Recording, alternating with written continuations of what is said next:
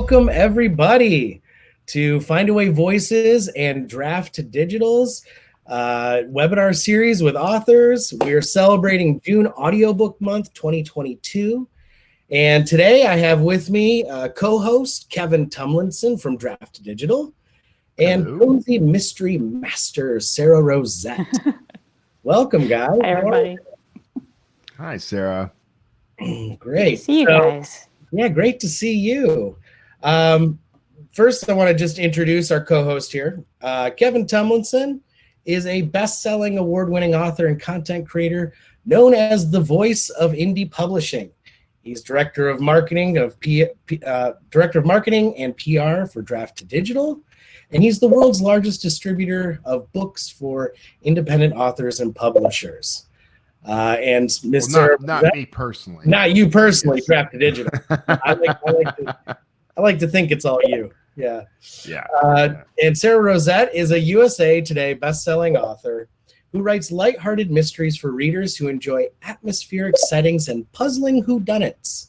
She is the author of over 30 novels in the genres of cozy and historical mystery. Sara writes nonfiction for authors, including How to Write a Series and How to Outline a Cozy Mystery. And she is also the co-host of Wish I'd Known Then podcast for writers. So welcome, Sara. Hi, glad to be here. All right, cool. Well, Kevin, where do you want to start today? First of all, Sarah, you and I have talked numerous times. It's always good to see you. I'm glad we now we're swapping roles at this point, because I think last time you and I spoke, I was on your show. Yes, you were. Extending additional welcomes to you. So one of the first things we wanted to dive into, and I'm particularly curious to hear your take on this because of your genre. We have very close genres, but when it comes to craft, what is your writing process? What do you consider to be your writing process? Well, of course, it's changed a lot over the years, but what I found works best for me is like really diving into the research first and learning all kinds of stuff. I'm writing historical now, and so it's 1920s is the time period, and it's a very rich time period, and there's lots of different things that I can learn about, and that really gets me excited. So I'll pick an area and just start researching, and I'll read a lot of fiction that was published during the 1920s as well to kind of pick up the language and how people lived and interacted, and kind of the cultural side of it. And then I do rough drafts. I do dictation to get a rough draft down, and it's terrible. It's awful. I know people who release their audio recordings. I would never do that because it's so bad, because I'm not real articulate, and it's all stop and go, and I have to, because I think, didn't want to say that, to start over. But then I put it in Dragon, transcribe it, and then it's all there on the page. And once it's on the page, it's easier for me to get in there and edit. And it's still pretty messy. But then I just work on it and edit it. And I just, I'm a slow and steady writer. I do, my goal is like 1,000, 2,000 words a day at the most. If I can get that, I feel really excited. And sometimes I'll dictate. That's a good target. Yeah. Sometimes I'll dictate, and then I won't edit it until the next day, just because of the way things happen. But so then, and I'm very linear. I start at the beginning and go through to the end, and then I go back and revise. And I know some people jump around, and I just can't do that.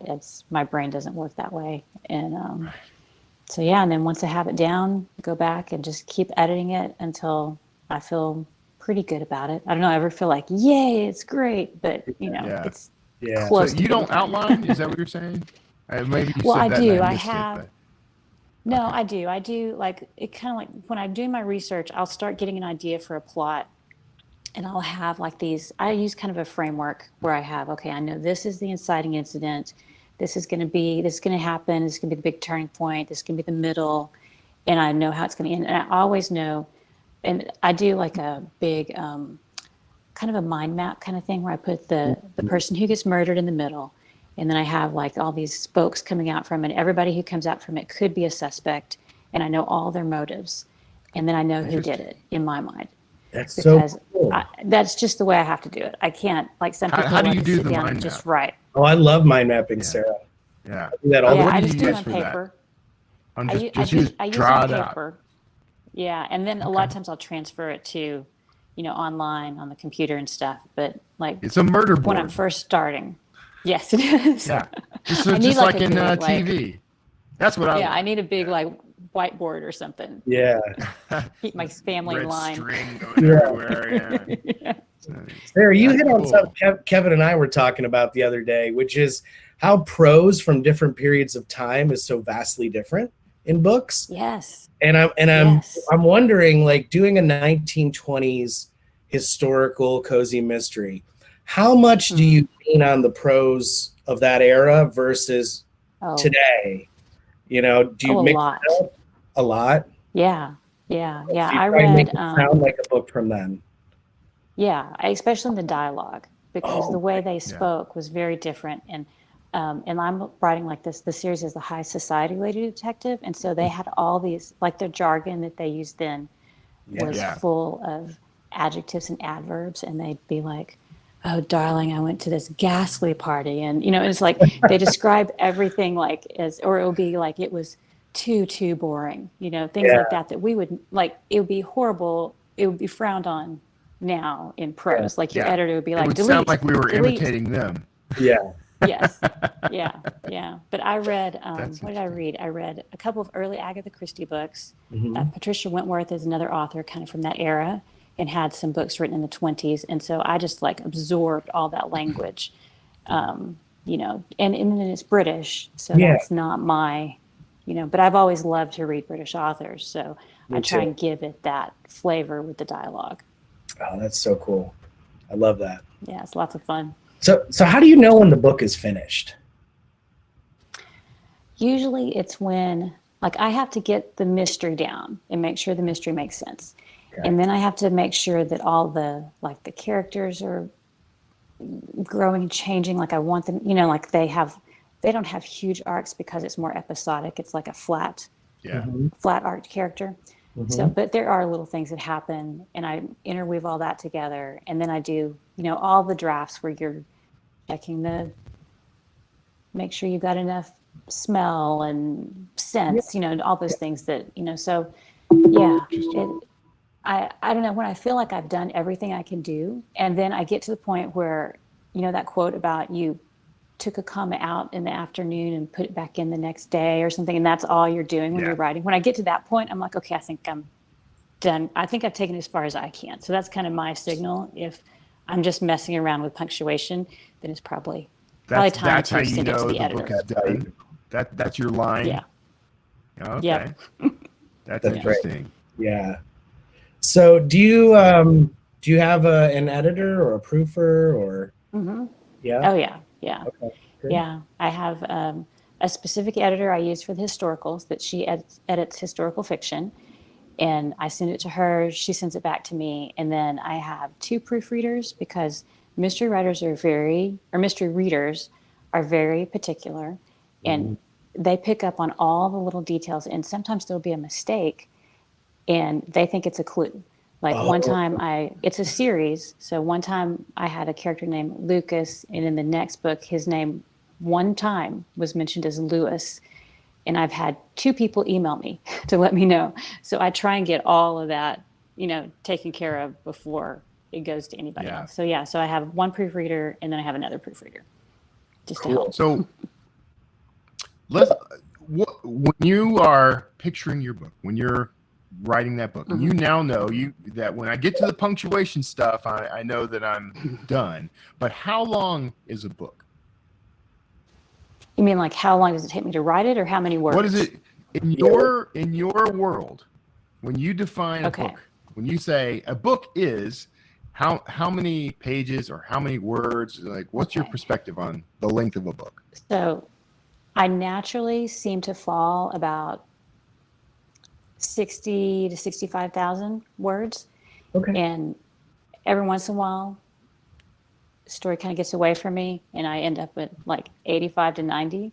But I feel most comfortable. That seems to be kind of where it falls. And it's interesting because I was traditionally published before I was indie, and my contract stated that my books would be 75 to 80K. And I do remember like thinking, okay, I hope I can make it. But to do that, I had more subplots and more red herrings to extend the story. So now I feel like I naturally like to have a smaller number of suspects instead of like Agatha Christie would have like 15. I don't like that. I like about 5. Yeah. Right. Yeah. Do you find that you're able to get that richness of to throw the reader off enough when you have a limited number of suspects?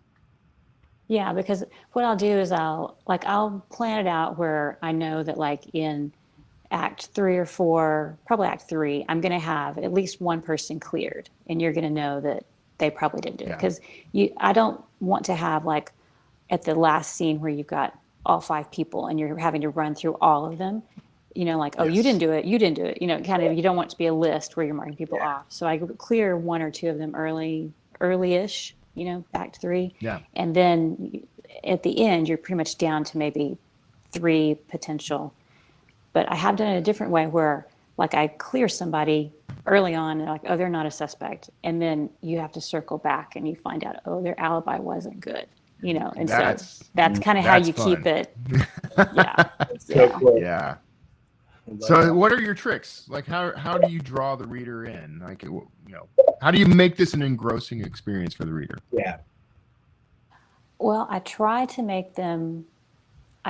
include enough detail that they feel like they're in the setting, and I try to convey like with language that they are in this time period. So that it's it immerses them, I hope, in that world, and so there's like the fine line of how do you do enough of that, but not too much.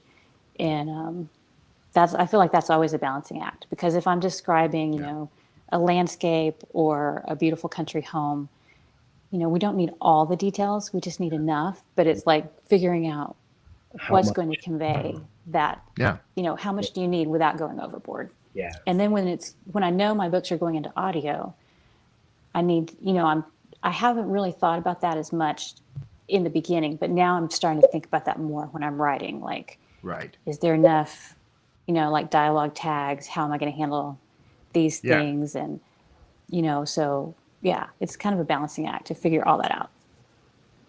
So, we should probably shift into I would say that's a nice because that is kind of why we're here. Perfect. Before we do that, though, I want to talk to the audience a little, because apparently there is a way for you to post questions. Yes. There's a questions tab, right? I'm not as familiar with this platform as Scott is. I'm going to let him tell you how to do that. But please, if you have questions, we want to hear them. We'll probably take them at the end of the broadcast, but there's a place for them so we see them.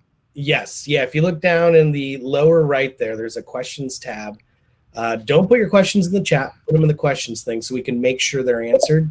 Will and our team is in there answering questions right now, talking to folks. I see the chat flowing as we're talking here. So if you have something you want to ask Sara, we will have a Q&A portion at the end of the broadcast here for about 15 minutes, and we'll get through them as many as we can. So.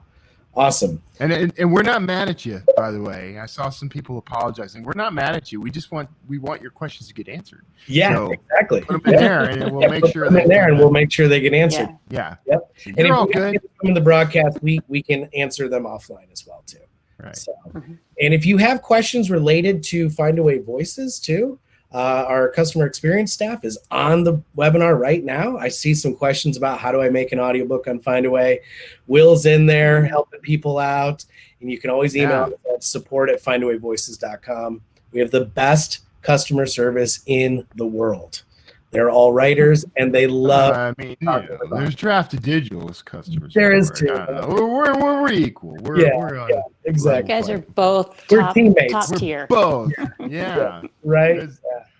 I love it. We work so well together. And I speak from personal experience. I have emailed help on both sides and received help. That's good to hear. That's great. That's awesome. Fantastic. Scott, why don't you lead us in on let's chat some audiobooks, Sarah. I'm super excited to talk about your audiobooks. I guess, one of the biggest questions we get from authors is, how do you choose your narrator? And, what are some of the things you look for? How did you pick your narrator? Can you kind of talk us through that a little bit? Sure. Yeah. So with I had 2 books that I did early on in, I think it was 2014 and 2015. And I auditioned people for that, listened to samples, and, you can search there, like Findaway now has the site where you can search and find narrators. So that's what I did. I just looked for people who kind of sounded like what I felt like the book sounded like in my head. And what was that? What were you looking for? Accents, dialects? Yeah. Well, the first series I did was a kind of a travel cozy series. Ooh. And I needed an American accent. I wanted a woman, and I didn't want her to be too young or too old, so I just kept searching until I found somebody who kind of fit that thought for me. With my historical series, I looked around. I didn't do it until about 2018, I think 2017, 2018. And I just started, I noticed that one narrator had narrated some other 1920s mysteries. And I was like, oh, let me go listen to her stuff.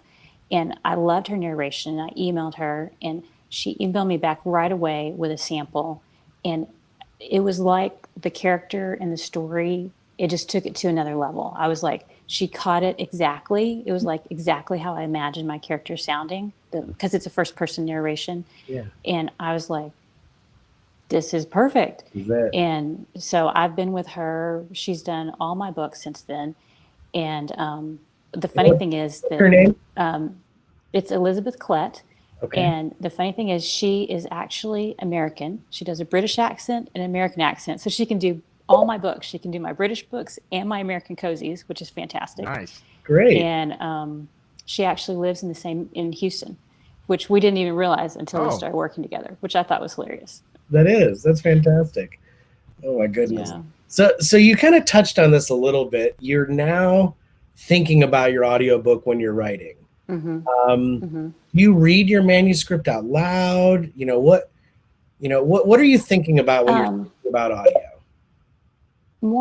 I don't read it out loud. I used to listen to my manuscripts to proof them, but now it's a good way to catch mistakes, but it takes a long time. And now that's part of the reason I have the second proofreader, is because it just takes so much time. But when I'm writing, I've had readers in other threads and on social media say something about like, why does this author have to keep using the word said? It gets annoying in an audiobook. And so I'm very conscious of, like if you're having dialogue and you have Tom said, Sherry said, Tom, like if you keep repeating that, it can become an annoyance. So I try and find other ways to just, like, I'll have them do an action, like Tom picked up the phone, and then have his line of dialogue or whatever. But that's something that I check, like, as I'm into one of my other rounds of editing. I don't worry about that early on a whole lot. I mean, it's kind of in the back of my mind, but I try and make sure my sentences aren't too long, because I love long sentences, and I have a tendency to do blah, blah, blah, blah, blah, but blah, blah, blah, blah, blah, comma, so blah, blah, like all in one sentence. And that's really hard to narrate, I think. Yeah. Although my narrator is a pro and she handles it, but I try not to have it be too long. I think that's something I'm aware of. Yeah, that's and names and sounds. Yeah, that's the other thing. If I have, so I didn't think about this early on, and I do now. I had a character named Jack, and if you have the sentence Jack asked a question, it's really easy to make that not sound like those two words. You know what I mean? So now I have to think about characters' names and how they sound when you say them, because they're going to be repeated so much. So many times. Yeah, that's a really great insight. Yeah, I love that. Do you do any audiobook bonus content? Do you do anything? I have not done audiobook bonus content, although that is on my list. I do have like a short story I could do. I've done like get the audiobook early for me, buy it direct and get it from me. And that seems to, like, getting it early is like a bonus, I feel like. But I haven't done, like, I have a short story I could do as an audiobook bonus, and that's on my list that I think would be a great, like, it could be a reader magnet specifically for a list of audiobook listeners, because I tag people in my newsletter list when they click to buy an audiobook, when they say they're interested or they want to be on my audio art team, then I know who they are. But then I could continue to build that list if I had a specific, like I could have download your free ebook short story or your free audiobook short story. That's fantastic. This is a great segue into building your author platform and marketing, which we wanted to get into. Yeah. So again, you're fantastic at doing this for us. You're making me and Kevin steps. You guys ask good questions. What?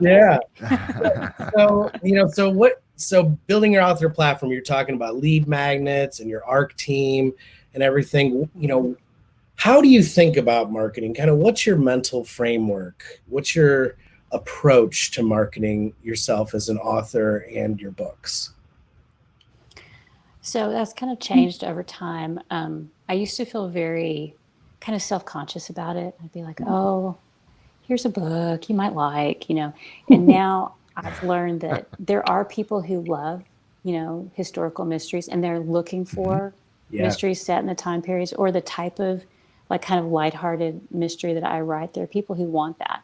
And it's much easier to think, okay, I'm just going to show people what kind of book this is and talk about it a little bit. And if they're interested in it, they'll be drawn to it just because of what it is, So it's I guess it's attraction marketing is what it's called. You say, this is, what I have, and people who are interested in it are drawn to it just because of what it is. Yeah. That's much easier for me to think of marketing that way. Okay. So what you talked about, sorry, Kevin, you talked about your email list, lead magnets, and building that. Kevin and I talk about this all the time. Email is such a powerful tool for authors because you own it. There's no social algorithm between you and your constituency. How do you approach email marketing and building your platform? And what do you put into your newsletters? Kind of what's your voice and tone? What do you do there? Yeah, I try and make my newsletters fun and a little bit of like what I'm doing kind of behind the scenes. And I try and share content that they're interested in. I always try and move people to the newsletter list but some people are just not interested in it. So I'll say, I have like the free short story at the end that they can get. And I'm like, it's totally cool to come over here and get the short story. And then unsubscribe if you don't want to stick around. But, you can follow me on BookBub or Amazon, to stay updated. But I do say, Amazon especially is kind of hit or miss on whether they notify you about a new book or a new release. So if you really want to know, you can stay here. And I divide my list into people who just want to know about new releases and people who want all the emails. And that way, they can get the new release update without getting all my chat about things that are going on. I try and share, things that they're interested in, like a little bit about the writing. Sometimes things are going on in my life. We just had raccoons in our attic. And so I wrote about that in my email. And oh my goodness, I'm still answering email about the raccoon Those email. are the ones that get you the most responses. I know. When you open up about, I told a story about accidentally shocking myself with a TENS unit. And I think I still get people emailing me about that to this day. So you've hit around this. This is something I think everybody is going to be interested in, because when we talk about platform, I think sometimes people don't completely understand what that means. And you've mentioned email and you've mentioned some other sources, but what do you consider to be in the spectrum of your platform? You mean like where I'm present around the web. Yeah. What is your platform? What counts as being part of your platform? Yeah. Okay. Well, I feel like I'm on all the retailers. I'm wide. So if someone's looking for my book in, whichever store they're on, it's probably there. I'm on social media, but not a lot. I really don't enjoy Facebook, so I just am not in there very much. I am on Instagram some, but not as much as I used to be. Let's see, and I have podcasts. I do a podcast for writers, and then I've just pretty much kind of restarted this mystery books podcast, which is just for readers. I just talk about books that I've been reading and kind of give a quick summary, no spoilers, because of course they're all mysteries and you don't want to know who did it. So they're all the name like of the show? 10-minute No spoilers. It should be. That's much catchier than Mystery Books great Podcast. Title. Yeah. I love that, Kevin. Maybe I'll call it Mystery Books Podcast : no spoilers. I'll edit it. But yeah, like for SEO, I was like, Mystery Books Podcast. If somebody's looking for that, then hopefully they'll find mine. Okay, you just said something that I think we need to just pause for a second and deep dive into, because that is, you just mentioned SEO, search engine optimization, is what that stands for. And you're thinking strategically about that. Like, what sort of best practices do you think authors should keep in mind when they are thinking about their marketing? Well, I think it's like when you think about, well, I think it's like when you think about your keywords on Amazon or whatever store you're on. I want 1920s historical mystery to be up there, in the title, subtitle, series title, something, so that it pulls attention. And that's, like when you're thinking about what you're posting as your podcast or your blog post, or even on social media, keywords, your hashtags can drive traffic. So I always try and think of, and I'm not very good at this. There's lots of people that are a lot better, but I do try and think of, if someone is, because I did this, I went on my podcast app and I searched for mystery podcast, mystery book, mystery books podcast, mystery, thrill, and there was not a lot. And I was like, okay, that just makes sense to me that I'll choose. It's a slightly boring title, but if somebody's searching for it, then it will help them find it. And I think that's what you have to think of.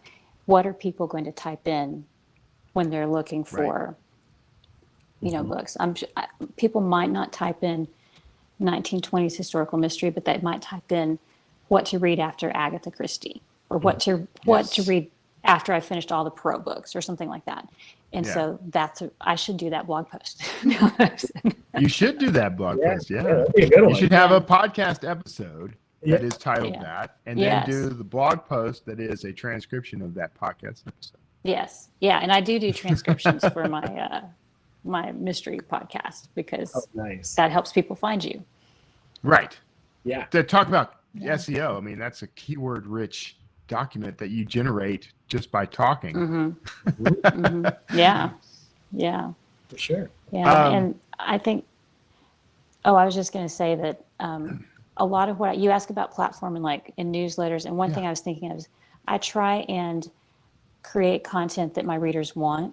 And so one of the things that I did that they absolutely loved was I was like, when people read historical mystery, they're really into certain eras. Some people will only read Victorian, some people will only read medieval, some people will only read, whatever. But it's really hard to kind of sort it out on the retailers. So I created this list. I started a list, and I was like, hey, here's 1920s books, here's 30s books, here's post-World War II books. And my assistant helped me put it in a spreadsheet, and I gave that link to my newsletter list. I was like, hey, check this out if you're interested. And you can sort it by time period. So if you're only interested in medieval, you can sort it. And they love that. So I'm trying to think of things that they want and that will make them happy, So and that's free, and anybody can access it. But I've had tons of readers say, hey, I sent this to my book club group. We're going to, use it to find mystery to read. And I've had other readers say, I've shared this, with my library because I love it. So You never know, like the ramifications of it. So So helping your readers find great reads. yeah. Valuable advice. Yeah. So Sarah, this is a question I get, quite a bit, being a marketing strategist. If you had $0 to market, what would you do? Where do you start as a bootstrapped author that's just getting going? And kind of the second part to that question is, what do you think authors potentially waste their money on? So kind of two parts. Okay, so like if I was starting over right now, I would do one of the things that helped me when I started, because I basically had to start over when I went indie. A lot of the reviewers and followers that I had, they were not interested in reading my travel cozy, and they weren't interested in reviewing it. So I did giveaways. I did a giveaway on Goodreads. I did a giveaway on Library Thing. And that was back when you could do a Goodreads giveaway without it costing anything. Now it does have a price to it. But I feel that's, if you're going to spend money, then that's a place to do it. But you can still do it on Library Thing for free. And I believe on Library Thing, you can also give away audio. So that's kind of unusual for them. Yeah. So you just have to have a way to deliver it. So what did you give away? I'm just curious. Just first book in the series. Give away the first book. But to a select author, not our reader, not to like everybody, right? Right. It was like a contest. You had to enter, and then like I can't remember how many copies that I gave away. You entered, and there were a certain number of copies that you could win. So that was what I did to help get the word out. I think networking with other authors is a great thing to do. Jamie, who's on the podcast with me, the Wish I'd Known Then podcast, she used newsletter swaps to help her grow her list. And I don't do those as much now, but I think that's a way, if you can develop some relationships with other writers who have an audience, but it needs to be really close to yours. Like, it doesn't make sense for me to switch with, say, a paranormal cozy author, because there will be a couple people that will cross over, but it would make much more sense to find somebody who writes in the same time period as me, and then we both benefit, Yeah. Trying to think what else I would do. I've really focused recently on getting professional reviews of my books. So I've used Readsy.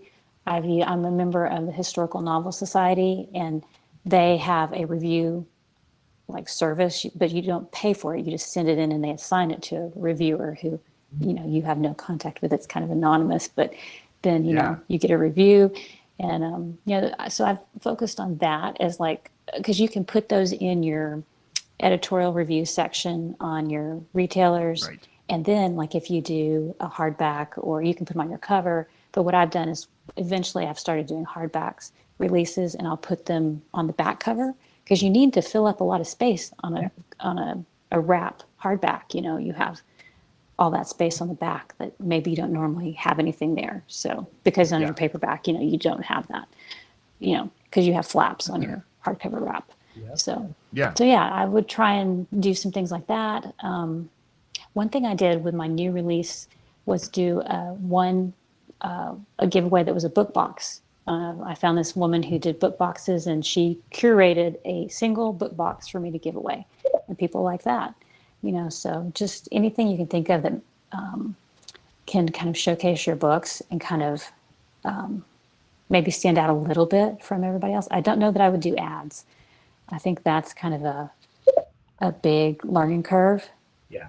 And I suppose if you had a good chunk of cash that you didn't mind losing, you could do ads, And there's that always seems to be the advice that people go to is, there's all these courses and things about how to run Facebook ads, and my experience has always been that ads can be very effective if you've got a budget to throw at it. If you're bootstrapping, and these are the authors I talk to the most, these are the ones who have a budget of approximately $10, and they need to know how to stretch that. There are so many services, like you mentioned. Library Thing is one of those, and if you're going to spend the money, there are promotional services out there like Bargain Booksy and FreeBooksy.com, those sites. Start with those. Start with those. They're low barrier sites. to entry. Yeah. Yes, and if your book is brand new, people are going to be excited to see it. Right. Now, talking about spending money on services like that, though, like, how do you make sure that you're not just wasting money? Yeah. Oh, on any advertising site, or like whatever tool you're going to use. Like you mentioned Goodreads, the Goodreads giveaway costs money. How do you make sure that you're not just throwing money away as you're trying to build your platform and market? I think it is hard to tell, because I mean, now we have, you can check your ads ROI and find out how you're doing, but it is hard to tell, because if you have several things going and you see a boost in sales, you're not sure exactly what caused it. And sometimes you don't know. It's just the magic of the algorithms liked you that day or something. I don't know. So I think that some people, like, I'm not great at tracking data and spreadsheets. That's not my favorite thing to do. And some people would be in there every day, going, oh, well, obviously I turned this ad up and I saw this. So, I mean, if you're good at tracking, I'd say do that. If you're not, then maybe what I do is I tend to do things in seasons, and I market for a while around a release, and then I write. And I don't do as much marketing or promotion when I'm writing. And so, like, switching gears like that might help you figure out what's working. Because if you're like, okay, I'm going to leave this ad on, but I'm not going to do anything else, then that could help you see. I kind of just go with my gut with a lot of things. So I think it's hard to track and be absolutely sure where certain spikes or dips came from. And a lot of times the market just changes. Yeah, it does. Yeah, that's true. Absolutely. Well, let's see here. We're at about 11:37. Just a couple more questions from Kevin and I before we open up any questions from the audience here.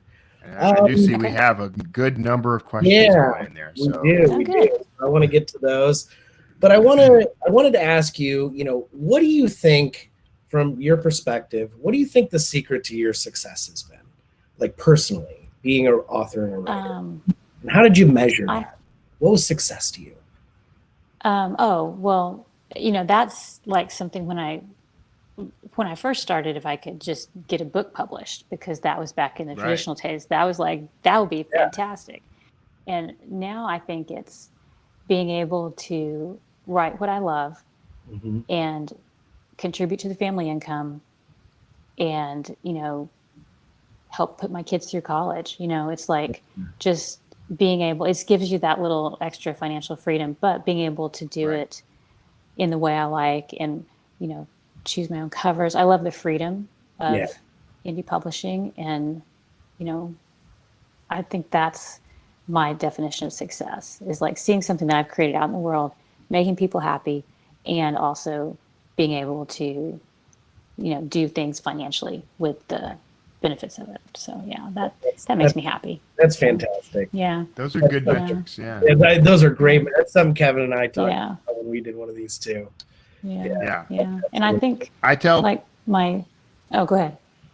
No, go ahead. We're on a little delay, so I apologize. Go ahead, I was going to say the secret to my success, that's a tough one to answer, but I think maybe it's just being willing to start over and I'm not like a super adventurous, I wouldn't say like I'd always wanted to be an entrepreneur, when I was growing up, but like when traditional publishing kind of started waning and I heard about indie publishing, I was like, that sounds interesting. Let me check it out. And basically I did have to start over. And I feel like now the industry is at a point where it's changing again. And we may all have to kind of not necessarily start over, but modify what we're doing and maybe not do things the same way. Just being willing to keep going, keep trying things. I think that's. What are you thinking of? Yeah. Go ahead, Scott. I think we're about to ask the same. I was going to ask you. So, what are you most excited about with the book industry evolving? What? Oh my goodness, there's so much interesting stuff going on. I cannot wait until I have my own AI who will proofread for me. Who will help me with my. I love to research, but I want my there Jarvis. are so many things. Yes. Yes.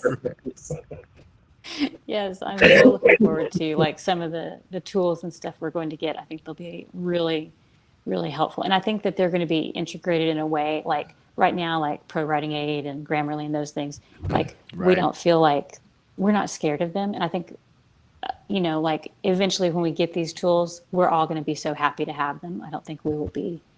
I think there's a lot of fear right now about what might be coming. But yeah, I'm excited about that. And you brought up Pro Writing Aid, and I have to ask because did you have the same? So my initial reaction to things like Grammarly and Pro Writing Aid was, they felt bossy to me. Like they were telling me, don't use that spelling. That's the British spelling. Like, did you ever have that reaction? Because you mentioned being comfortable with it. So was there a point at which you were not comfortable with that technology? Oh yeah, it takes a while to get used to things, right? I mean, I love being in my routine and stuck in my rut, some people would say, but like once you see what it can do for you and it can save you from those embarrassing mistakes that your readers are like, oh, did you really mean to say this? And you're like, oh no, thank you. I appreciate that. But it's like the same thing. Like when I get back my copy edits, I'm always kind of cranky because I'm like, well, shouldn't they realize that I already said this over here? And, and it's like, I have to like calm down a little bit and then go back to it. Find yourself arguing. Oh, I don't reply, but I argue to myself. No, I don't My either. Family's like, oh no, she's doing copy edits. Leave her alone. Yes. I get my coffee or depending on the time of day, my scotch, and I sit down with my comments and edits, and then I yell at my screen like, no, idiot, I didn't say that way, and then I realize I did say it's totally clear to me. Great. I understand that. Very good. Yeah. I got one last question for you, Sarah. Okay. That I was thinking about was, who's kind of your inspiration? What author have you modeled yourself after, or not who do you like to read, like who did you want to be like, when you're writing? There are certain authors that I love who did you want to be? I know, well, there's certain authors that I love their style, and I would love to write like them. But as far as like molding myself on like following somebody's path, I can't really think of anybody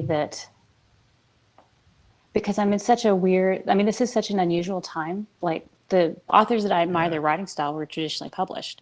Yeah. So, for years, I thought that was what I wanted to do and be. And then now things have kind of swung and I can do indie. And I don't know. I think like just authors like Joanna Penn, she has a lot of really good advice. And I'm always following her to see what she says because she's very interested in what's coming. And I'm not very good at seeing what's coming. So I'm always checking to see what she's saying about the future. So I'm always following her. Yeah. That's cool. Actually, you can't go wrong following Joanna Penn, though. Yeah. I know, right? There's no way you're going off the rails. Yeah, I mean, it sounds like you're your own author, and like India has given you the freedom to do that and be who you are. I think if anything, like you're a testament to the power of indie, Yeah. You can write what you want to write, be who you want to be. Yeah. Yeah. Yeah. And sometimes I think about like Agatha Christie, and she used to write all kinds of things. Like we know her for her books, but she wrote plays, she wrote short stories, she wrote under another name as a romance writer. She had like 3 published romances. And, she was just always innovative and creative. So sometimes I think about her as a writer and I'm like, yeah, I want to be like that. But my sounds like you need to writing write a career is biography. different. Yeah, I was just thinking the same. I don't know. You just told me things I didn't know about Agatha Christie. Yeah. You need to write all that stuff down. She's a really fascinating person. She's really, most people only know about her that she disappeared for like, what was it? A couple of like 7 to 10 days or something. I can't remember. Yeah, it was like a week. It wasn't very long, but there's so much mystery in that 1 week that, I've seen television shows, movies, and all kinds of things about it. I keep going back to that, but she had a lot of other interesting things she did too. Yeah, exactly. Well, I know we're going to get into some questions, but I wanted to read something from the comments actually, because VT Bond said that you can train Pro Writing Aid to your style, prose, and dialect. So you can actually train. Nice. I love Pro Writing Aid, by the way. That's my You do? I do too. first. Yeah, I have what I call my edit stack, and that's the first thing, because it can edit First round. because it can edit the Scrivener files directly.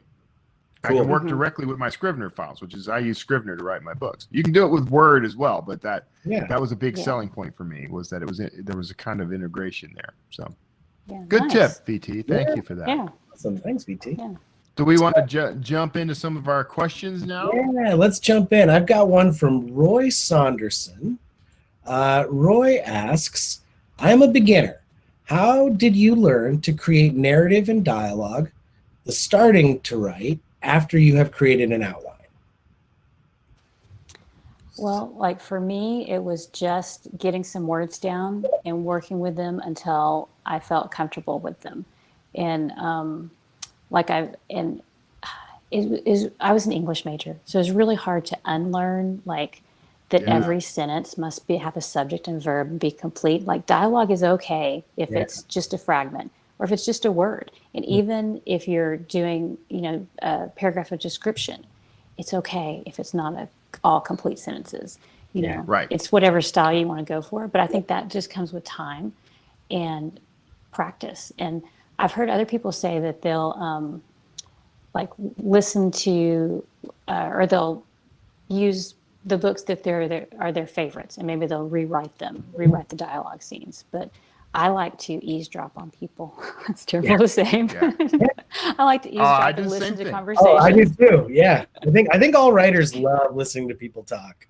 That was one of my favorite things about van life, was we were in different regions of the U.S. for 2 years, and just stopping in any given cafe or restaurant or whatever, and hearing the dialogue is always so different from place to place. So that's gold. Yeah, I love doing that.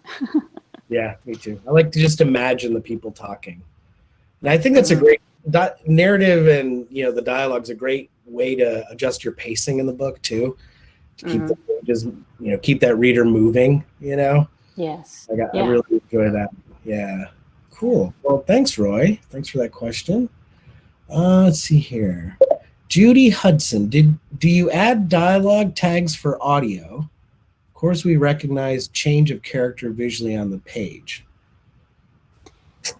I do. I'll have some, he said, she said in my dialogue for the audio, but I'll also have I try and have more action if I can, or,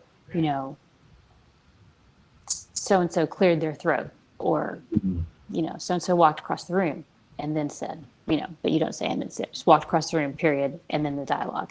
But basically my books are pretty much, whatever I have for my ebook, that's what I use for my audio. I don't have a separate audio edited version just for audio. But in my most narrators are very good at distinguishing slight differences in the voices, so that it's that the dialogue is bouncing back and forth. Yep, for sure. Awesome. Thanks for your question, Judy. Let's see what else we got here. Carolyn Goldsworthy said, "Thanks for the Patricia Wentworth idea, Sarah." I'm now have my own series of Roaring Twenties mysteries. Yes, perfect. Awesome. Let's see here. I feel like I don't read enough in your genre yet, Sarah. I'm going to have to plow through your books first, then go to that Agatha Christie lady. Yeah, she's just slightly well known. Judy Hudson has a question here. Do you separate your audio reader newsletter from your reader newsletter? Well, that's a good question. That's a great question. Well, I use ConvertKit, and I tag. So everybody, if they click on something, they can get a tag. So I can send just a newsletter to my audio listeners if I want, and I have done that occasionally. But generally, I try and make my audio release come out at the same time as the book release. And so I'll mention, the book is out, here's the links, and I'll include links to the ebook and the audio and the print, because I have a lot of print readers too. Mystery readers like print, so I try and include everything. But I don't normally separate it out. And I do have readers who want the audio, like they want to pre-order the audio. And you can do that on some sites through Findaway. You can get on like Google Play, Kobo, and there's another one. I can't think of the other one. But anyway, like I'll say, if you want to pre-order, here are the links to the audio where you can pre-order. So I just tell everybody on the main list, because some people, it seems to be like it's easier just to do one list and say, here's the links for everyone. That's normally how I do it. Got it. Good. You bring up a really great point, something that we talk about a lot too, which is the concept of simultaneous release, which is all three formats at the same time. How do you approach that as an author, Sarah? When do you start producing your audiobook so that you're able to do a simultaneous release? Yeah. I know that I need about at least 3 to 4 months, because I've got to do the copy editing, the proofreading, and then my narrator narrates it, and she's pretty quick, but it still takes time. And then my assistant helps me. She does audio proofing, so she'll proof the audio, and then if there's she creates a spreadsheet, and if there's any changes between the audio and the book, she lists them out, and then we go back in and fix whatever we need to, and she proofs it again. So all that takes time. So I know it's at least, a 3 to 4 months lead time. Wow. And I just plan for that. And I like long pre-orders. And I think that's why my readers were like, where's the pre-order for the audio? Because they are used to that with my books. So, I've told them, and I'll just tell them, hey, you can only pre-order the audio here on these 3 places, or you can get it from me. And a lot of times you can get it from me early. You can pre-order it from me and get it this week. And they really like that. Oh, that's great. That's awesome. So why do you like the long pre-orders? What is it about that works for you? Well, I feel like it lets readers know that there's more books coming, that, and I only put a book on pre-order if I have a draft. I have to know I have a draft, because I'm a big chicken, yes. And I'm not motivated by deadlines at all. I'm petrified by them. So if I have it done in a draft, then I'll put it on like a long pre-order. And I like that because it lets readers see that there's another book coming. And then if they finish one, they can just order the next one. It helps capture those sales, when people are reading the book. Whereas some people, they might want to pre-order it or might want to buy the next one. But if it doesn't come out for 6 months, they might forget, So how many manuscripts ahead are you? Well, how many books do you have written ahead of time? Well, what I did with the historical is I wrote book 1 and book 2, and then while those were going through copy editing, I wrote book 3. So I had a draft of 3 before I released 1. And now I'm all caught up now. So like now my readers are just like waiting, going, where's the next one? I'm like, I'm working on it. So but that's why you need a newsletter, because then you can, I'm staying in contact with them, saying, hey, I'm working on a book now. This is, it's coming. And you did exactly what I tell authors to do, but that's so hard to do. It is. It is hard to write 3 books ahead of time without releasing. Yeah. And it kind of drives me nuts. Yeah. Yeah. And there is a culture, I feel like we're in this culture of speed with authors that like you need to write faster and write faster. And so I just tell my readers, I'm sorry, I can't write a book a month. It's just not happening. But I am working, and I have so many of them reply and say, it's fine, don't stress, we're willing to wait. And I think most readers, they're just excited. And I hear that as hurry up, and they're not saying that. They're saying, we're looking forward to the next book. They're trying to be nice and, encouraging. And I'm like, oh, I got to hurry. But that's not what they're saying. That's a good perspective to have. It is. Yeah, that's a great perspective. I have to tell myself that like every day, though. Yeah. Well, I'd say it is a challenge. I'm writing a fiction series, and there's 3 books, and I'm done with the first, and I want to release it, but I'm not going to. Because I got to get the second one done. Yeah. So I've got a question here from Pepper Frost. How do you know when you're selling enough in ebook print to consider audio? Relatedly, do you have an opinion about the cozy audio market versus other genres? Who listens to cozies on audio? Are they the same people who buy books? Thank you. Oh, those are really good questions. So I'm not sure on what you should be selling in ebook. I think your ebook needs to be selling at a pretty good clip to make it worthwhile, because audiobooks are pretty expensive. So, I mean, I don't know what arbitrary number I would pick, but like and especially if you're seeing your ebook sales increasing over time, then, and maybe talk to some other authors in your subgenre and kind of that have done audio and ask them. I think that would be the best thing to do for that. I think the cozy audio market is pretty small, actually. I think that because it is expensive, but there are cozy audiobook listeners. But I've found that my audiobook listeners are generally younger than my ebook readers. So I feel like audio tends to skew younger. I think cozy mystery readers tend to skew older. And so I think by doing audio, I've brought in like a new group of readership for me. Yeah. You're widening your audience by doing audio. Yeah. It is a different consumer, right? You know? Yeah, I think so. Yeah. Yeah. All right, cool. So thank you for your question, Pepper. Judy Hudson, are the book box giveaways just to your newsletter? Let's see. Yes, I think that's how I did that one. I've only done one, but I think I promoted it to my newsletter, and I was like, sign up here. I think I had a sign up, and I was like, you can, one person will win this. So that's what I did. Yeah, but you could definitely use them. You could promote them on Facebook, on social media, and you could run like a King Sumo giveaway or something where people signed up. So you could certainly do them on social media as well. Good. And to compile a list of all these things you keep recommending. Yeah, I need that list. And I know everybody watching needs the list. Yeah. Yeah. From Brenda Spalding, why did you switch from traditional to indie?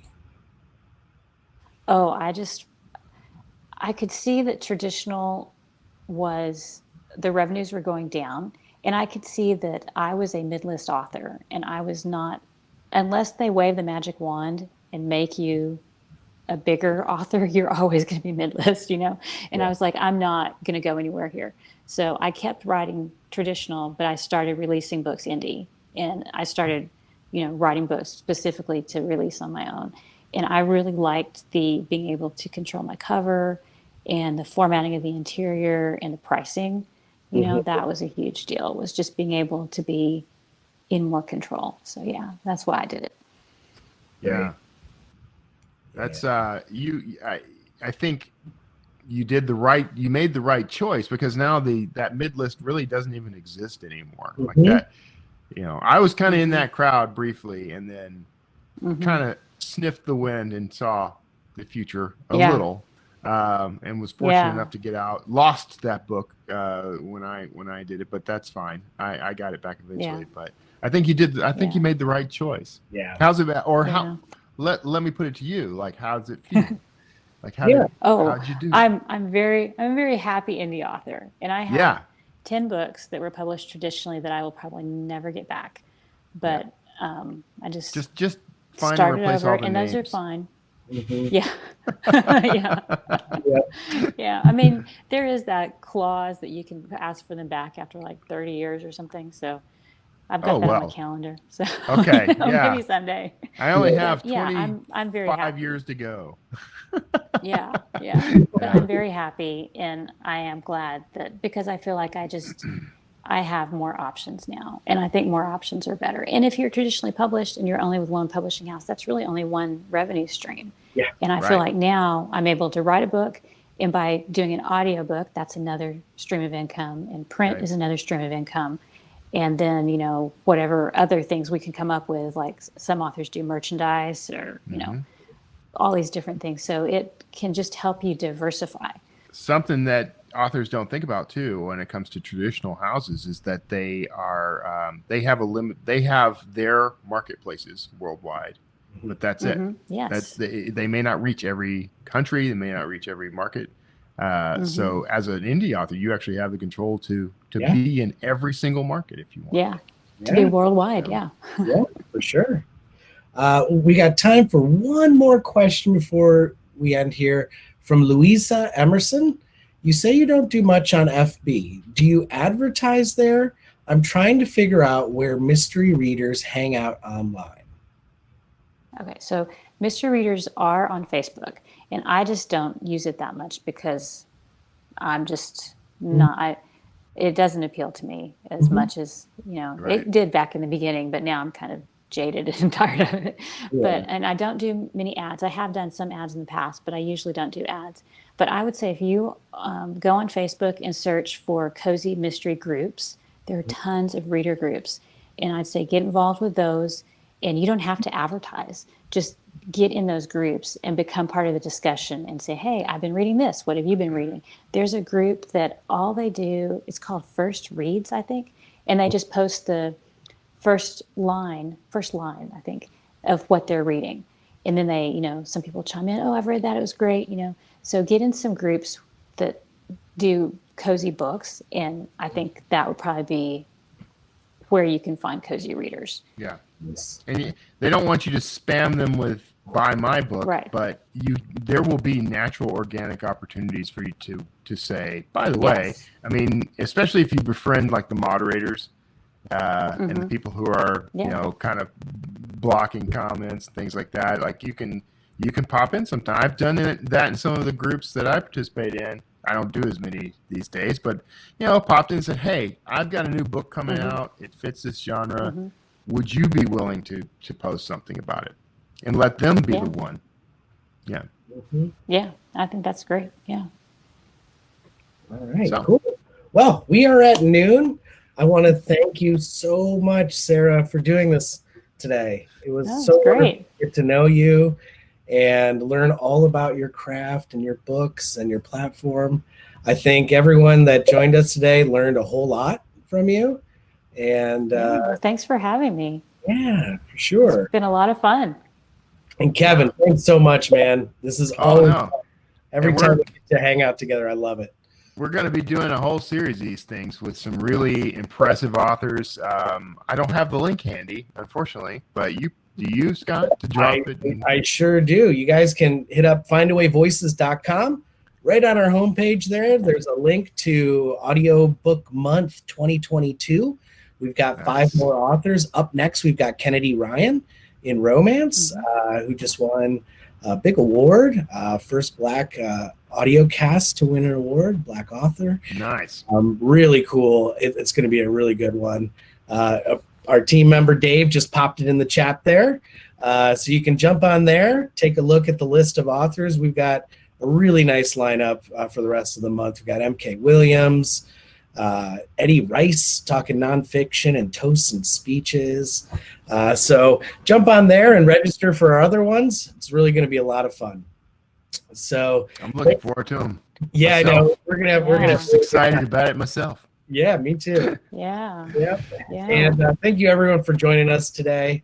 And if you need any help with your audiobooks, hit us up at support@findawayvoices.com, and we'll get back to you. If you want to email Kevin or I or Sara, you got some follow-up questions or anything, send it to that email address, and we're happy to follow up with you. And until next Wednesday at 11 a.m. Eastern Time, Kevin and I will be back here with Kennedy Ryan.